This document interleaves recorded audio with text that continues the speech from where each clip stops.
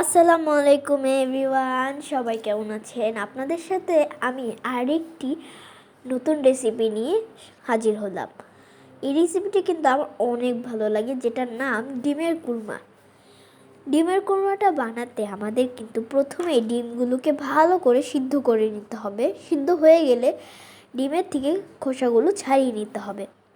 তারপরে মাটির হাঁড়িতে একটু তেল দিয়ে তেলটা গরম হয়ে আসলে এর ভিতরে একটু লবণ দিতে হবে, আর তারপরে সেই ডিমগুলো দিয়ে দিতে হবে।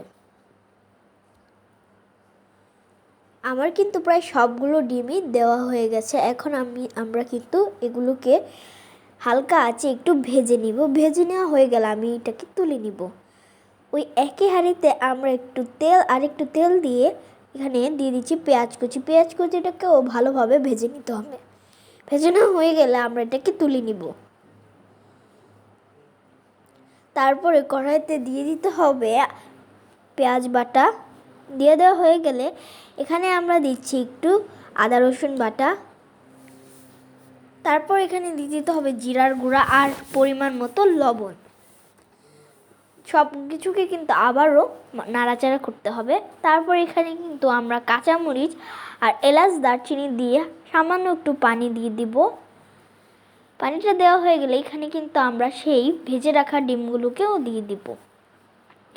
তারপরে দিতে হবে দুধ, কারণ কুরমার জন্য কিন্তু দুধটা অবশ্যই লাগবে। দুধটা দেওয়া হয়ে গেলে আমরা ঢাকনা দিয়ে ঢেকে কিছুক্ষণ রান্না করে নিলেই হয়ে গেল আমাদের ডিমের কুরমা। তারপর সেই বেরেস্তাগুলোও দিয়ে দিতে হবে।